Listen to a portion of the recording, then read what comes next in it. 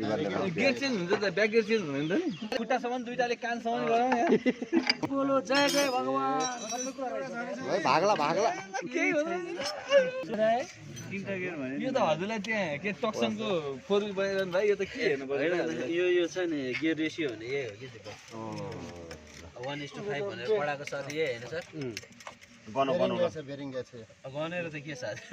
निकालौँ न यो निस्किन्छ नि आवाज आयो भने तपाईहरुको काम बेरिङ चेन्ज बेरिङ चेन्ज गर्ने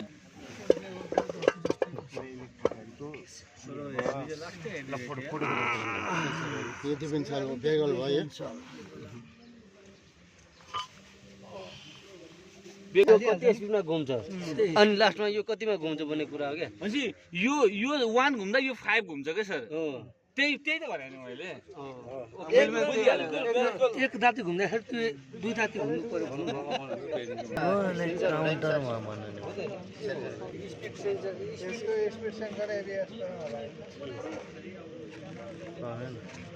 हात हटाउनु है त लगाइदिन्छु निकाल्नु नि